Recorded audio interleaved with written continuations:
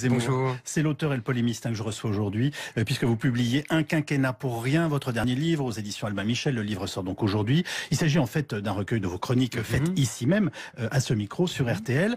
Et vous signez un texte préambule d'une 50aine de pages qui va, comme d'habitude, soulever les passions, le débat, la polémique. Avant toute chose, une question de curiosité. Vous avez fait le point avec votre éditeur parce qu'il manque au moins 2 de vos textes dans le recueil publié. Et vous l'avez appris hier soir en direct sur France 5. Exactement. Et je vais vous dire franchement, c'est un mystère parce que l'éditeur ne sait pas ce qui s'est passé. Moi, je ne sais pas ce qui s'est passé. On ne les retrouve plus sur la clé USB de l'éditeur. Alors évidemment, hier soir, on a fait retrouver ces 2 chroniques par le site RTL, copiées, imprimées, et ils seront imprimés tout de suite. Oui. Et voilà. En plus, j'étais désappointé parce que, comme vous le savez, oui, je le conçois. C'est parmi mes 2 chroniques dont je suis le plus fier. Donc vraiment, c'était terrible. Donc vous aviez relu vos textes, mais pas le livre, si je puis dire en quelque sorte. J'ai relu les textes, le livre. Mais vous savez, quand vous relisez d'abord un texte de 50 pages, donc je pense qu'on va parler, et puis 400 chroniques, parce que c'est sur 4 ans, ça fait beaucoup, et vous êtes persuadé que vous les avez vus, quoi. Vous voyez, c'est très curieux, mais bon, c'est comme ça. Il y a des mystères dans la vie. Je vais au cœur du débat tout de suite, Éric, puisqu'on est là pour ça, vous et moi. Dès les premières lignes de votre introduction, vous nous dites que l'islam, je dis bien l'islam, est incompatible avec la France. L'islam ou l'islamisme? Alors, vous m'avez posé... Et même avec la République, très absolument. Exactement. Mais d'abord avec la République, ensuite avec la France. Je vais vous expliquer très simplement, l'islam et l'islamisme, c'est exactement la même chose. D'ailleurs... Vous ne faites plus la différence entre l'islam et l'islamisme? Je ne l'ai jamais faite, moi, mais tout le monde l'a fait, je sais, mais moi je ne la fais pas. Je vais vous expliquer pourquoi d'abord sémantiquement. Tout simplement parce que le mot, je vous la fais très courte, le mot islamisme a été inventé au XVIIIe siècle en France pour faire exactement comme les autres religions. Vous savez, on avait christianisme, isme, judaïsme, isme, protestantisme, isme, et donc on avait islam. Et donc pour des soucis d'équilibre, on a inventé islamisme. Mais c'est le même mot. Au XIXe siècle, tout le monde emploie islamisme pour islam. C'est le même mot. Et alors maintenant, on évacue la sémantique. Au-delà, j'ai envie de vous dire de la leçon d'histoire. Vous savez très bien que en privilégiant l'un plutôt que l'autre, vous allez justement à tous les excès. Pas du tout. Au contraire. Pourquoi je fais, au-delà de notre discussion, pourquoi je ne fais pas de différence? D'abord parce qu'il n'y a pas de différence.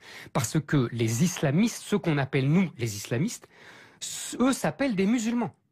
Et d'ailleurs, quand vous dites Daesh, vous dites l'État islamique. Pourquoi? Parce qu'ils appliquent l'islam. Tout ce qu'ils font est sous-tendu par des sourates de l'islam. Quand ils égorgent des adversaires, c'est écrit dans le Coran qu'il faut égorger les juifs et les chrétiens. Mahomet lui-même en a égorgé beaucoup, et vous savez que pour l'islam et pour tout musulman, Mahomet est l'homme parfait, je mets ça entre guillemets parce que c'est comme ça qu'il l'appelle, qu'il faut imiter. Vous venez de donner la définition parfaite de ce qu'est un extrémiste qui, dans l'islam, devient un islamiste et parfois un terroriste. Et c'est cet amalgame, vous savez, qui va faire la polémique. J'ai envie de vous dire, qui va nous faire du mal, qui va faire du mal à la société française. Au contraire. Parce que votre logique, c'est la logique de toutes nos élites, c'est la logique du gouvernement, qui pousse aujourd'hui à vouloir distinguer entre islam et islamisme. Et donc, quelle est la logique de ce raisonnement? On dit, pour éviter l'islamisme, il faut plus d'islam. Et donc, on nous organise plus de mosquées, on nous organise l'islam de France, etc., etc. Moi, je pense que le mauvais diagnostic conduit à une mauvaise solution et un mauvais traitement. Au contraire, l'islamisme, si on dit que l'islamisme est l'islam, ça veut dire qu'il faut désislamiser des quartiers entiers français qui sont devenus islamisés. On n'est plus en France dans d'innombrables banlieues. C'était le thème de mon papier. Les Français sont devenus étrangers dans leur propre pays, écrivez-vous. Oui, je le maintiens. Les Français sont devenus étrangers dans leur propre pays, par exemple en Seine-Saint-Denis, par exemple dans d'autres quartiers, dans toutes les grandes banlieues des métropoles françaises. Oui, aujourd'hui, on ne vit plus à la française dans ces quartiers-là, on vit à la musulmane. C'est-à-dire que les femmes sont pour la plupart voilées, que les hommes portent des tenues comme le prophète au 7e siècle, qu'on surveille les jeunes filles en leur disant « tu n'as pas le droit de sortir avec un tel, tu es une pute si tu t'habilles en mini-jupe », on surveille les garçons s'ils boivent de l'alcool, ça s'appelle plus la France. Dans les cafés, il n'y a pas une fille.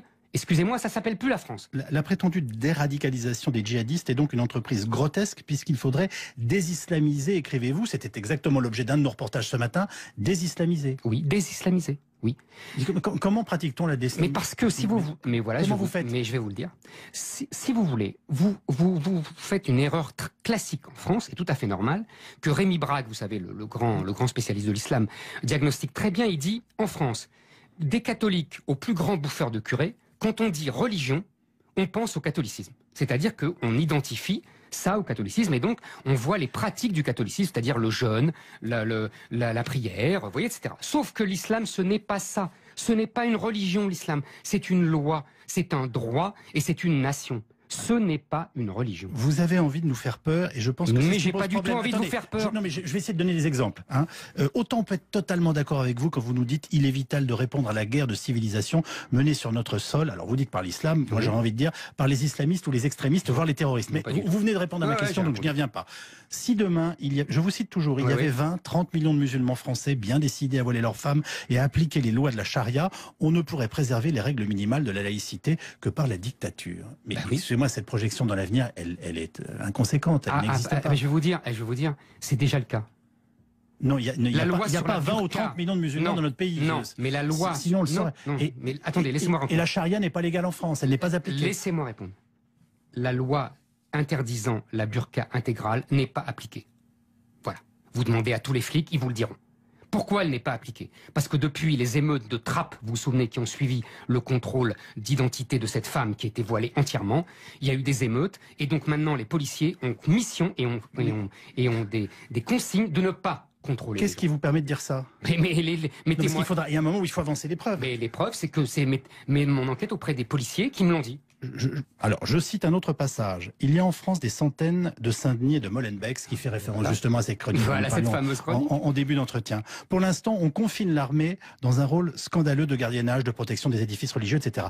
Mais l'état-major de l'armée sait qu'un jour viendra où il devra reconquérir ces terres devenues étrangères sur notre propre sol. Le plan est déjà dans les cartons. Il a pour nom Opération Ronce. Il a été mis au point avec l'aide des spécialistes de l'armée israélienne. Quelles sont vos sources? Quelqu'un très proche de l'état-major. Vous prétendez que l'armée française est prête à faire quoi, un nettoyage. À faire du nettoyage? Oui. C'est la bataille d'Alger qui recommencera. C'est exactement la même chose. Nous sommes dans une situation... Vous prophétisez une guerre civile. Oui, nous sommes... Excusez-moi, sans mentionner vos sources, vous vous rendez compte? Attendez, c'est pas vous, journaliste, qui allez me demander à moi, journaliste, de citer mes sources. Je vous dis, je le tiens. Je le fais remarquer, c'est tout. C'est mon rôle. Je vous tiens de sources sûres, de gens très proches de l'état-major. Je n'ai pas donné ce nom Ronce en vain. Ils sont allés voir les spécialistes de l'armée israélienne et ils m'ont, les Français qui m'ont expliqué ça m'ont dit que, comme ils avaient fait à Gaza, ils leur ont conseillé de faire la même chose, ils leur ont expliqué comment il fallait faire, parce que les Israéliens sont des spécialistes évidemment, et donc le plan français est prêt, parce que nous sommes dans une logique post-coloniale. Quand vous avez des immigrés qui ne s'adaptent plus au mode de vie français, mais qui imposent leur mode de vie, ça s'appelle de la colonisation, Yves Calvi. Et donc quand on a des terres colonisées, soit on se soumet, islam, ça veut dire soumission, soit on se révolte contre la colonisation.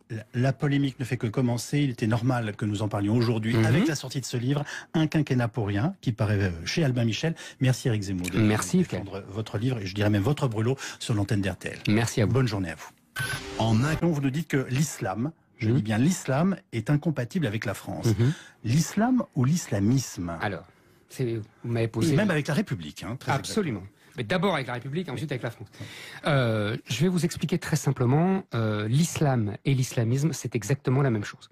D'ailleurs... Vous ne faites plus la différence entre l'islam et l'islamisme? Je ne l'ai jamais faite, moi, mais tout le monde l'a fait, je sais, mais moi je ne la fais pas. Je vais vous expliquer pourquoi. D'abord, sémantiquement.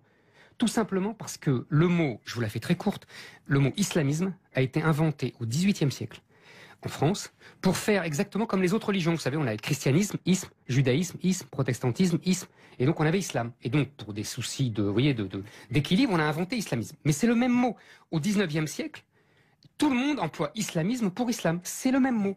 Et alors, maintenant, on évacue la sémantique. Au-delà j'ai envie de vous dire, de la leçon d'histoire. Vous savez très bien que, en privilégiant l'un plutôt que l'autre, vous allez justement à tous les excès. Pas du tout. Au contraire. Pourquoi je fais... Au-delà de notre discussion, pourquoi je ne fais pas de différence? D'abord parce qu'il n'y a pas de différence. Parce que les islamistes, ceux qu'on appelle nous les islamistes, eux s'appellent des musulmans. Et d'ailleurs, quand vous dites Daesh, vous dites l'État islamique. Pourquoi? Bonjour. C'est l'auteur et le polémiste que je reçois aujourd'hui, puisque vous publiez Un quinquennat pour rien, votre dernier livre aux éditions Albin Michel. Le livre sort donc aujourd'hui. Il s'agit en fait d'un recueil de vos chroniques faites ici même, à ce micro, sur RTL. Et vous signez un texte préambule d'une 50aine de pages qui va, comme d'habitude, soulever les passions, le débat, la polémique. Avant toute chose, une question de curiosité. Vous avez fait le point avec votre éditeur parce qu'il manque au moins 2 de vos textes dans le recueil publié. Et vous l'avez appris hier soir en direct sur France 5. Exactement. Et je vais vous dire franchement, c'est un mystère parce que l'éditeur ne sait pas ce qui s'est passé. Moi, je ne sais pas ce qui s'est passé. On ne les retrouve plus sur la clé USB de l'éditeur. Alors évidemment, hier soir, on a fait retrouver ces 2 chroniques par le site RTL, copiées, imprimées, et ils seront imprimés tout de suite. Oui. Et voilà. En plus, j'étais désappointé parce que, comme vous le savez, oui, je le conçois. C'est parmi mes 2 chroniques dont je suis le plus fier. Donc vraiment, c'était terrible. Donc vous aviez relu vos textes, mais pas le livre, si je puis dire en quelque sorte. J'ai relu les textes, le livre. Mais vous savez, quand vous relisez d'abord un texte de 50 pages, donc je pense qu'on va parler, et puis 400 chroniques, parce que c'est sur 4 ans, ça fait beaucoup, et vous êtes persuadé que vous les avez vus, quoi, vous voyez. C'est très curieux, mais bon, c'est comme ça, il y a des mystères dans la vie. Je vais au cœur du débat tout de suite, Éric, puisqu'on est là pour ça, vous et moi. Dès les premières lignes de votre introduction. Pas ça, ce n'est pas une religion, l'islam, c'est une loi, c'est un droit, et c'est une nation. Ce n'est pas une religion. Vous avez envie de nous faire peur et je pense que mais j'ai pas du tout envie de vous faire peur. Je vais essayer de donner des exemples. Autant on peut être totalement d'accord avec vous quand vous nous dites il est vital de répondre à la guerre de civilisation menée sur notre sol. Alors vous dites par l'islam, moi j'ai envie de dire par les islamistes ou les extrémistes, voire les terroristes. Mais vous venez de répondre à ma question, donc je n'y reviens pas. Si demain, je vous cite toujours, il y avait 20, 30 millions de musulmans français bien décidés à voiler leurs femmes et à appliquer les lois de la charia, on ne pourrait préserver les règles minimales de la laïcité que par la dictature. Mais excusez-moi, cette projection dans l'avenir, elle est inconséquente, elle n'existe pas. Mais je vais vous dire, c'est déjà le cas. Non, il n'y a pas 20 ou 30 millions de musulmans dans notre pays. Non, mais la loi... Sinon on le saurait. Mais attendez, laissez-moi répondre. Et la charia n'est pas légale en France, elle n'est pas appliquée. Laissez-moi répondre. La loi interdisant la burqa intégrale n'est pas appliquée. Voilà. Vous demandez à tous les flics, ils vous le diront. Pourquoi elle n'est pas appliquée? Parce que depuis les émeutes de Trappes, vous vous souvenez, qui ont suivi le contrôle d'identité de cette femme qui était voilée entièrement, il y a eu des émeutes, et donc maintenant les policiers ont mission et ont des consignes de ne pas contrôler. Qu'est-ce qui vous permet de dire ça? Mais il y a un moment où il faut avancer les preuves. Mais les preuves, c'est que c'est... Y écrivez-vous? Oui, je le maintiens. Les Français sont devenus étrangers dans leur propre pays, par exemple en Seine-Saint-Denis, par exemple dans d'autres quartiers, dans toutes les grandes banlieues des métropoles françaises. Oui, aujourd'hui, on ne vit plus à la française dans ces quartiers-là, on vit à la musulmane. C'est-à-dire que les femmes sont pour la plupart voilées, que les hommes portent des tenues comme le prophète au 7e siècle, qu'on surveille les jeunes filles en leur disant « tu n'as pas le droit de sortir avec un tel, tu es une pute si tu t'habilles en mini-jupe », on surveille les garçons s'ils boivent de l'alcool, ça s'appelle plus la France. Dans les cafés, il n'y a pas une fille. Excusez-moi, ça s'appelle plus la France. La prétendue déradicalisation des djihadistes est donc une entreprise grotesque puisqu'il faudrait désislamiser, écrivez-vous, c'était exactement l'objet d'un de nos reportages ce matin, désislamiser. Oui, désislamiser, oui. Comment pratique-t-on la désislamisation? Mais parce que si vous... Mais voilà, vous faites? Mais je vais vous le dire. Si vous voulez, vous faites une erreur classique en France, et tout à fait normale, que Rémi Brague, vous savez, le grand spécialiste de l'islam, diagnostique très bien, il dit, en France, des catholiques aux plus grands bouffeurs de curés, quand on dit religion, on pense au catholicisme. C'est-à-dire qu'on identifie ça au catholicisme et donc on voit les pratiques du catholicisme, c'est-à-dire le jeûne, la prière, vous voyez, etc. Sauf que l'islam, ce n'est pas ce qu'ils appliquent l'islam. Tout ce qu'ils font est sous-tendu par des sourates de l'islam. Quand ils égorgent des adversaires, c'est écrit dans le Coran qu'il faut égorger les juifs et les chrétiens.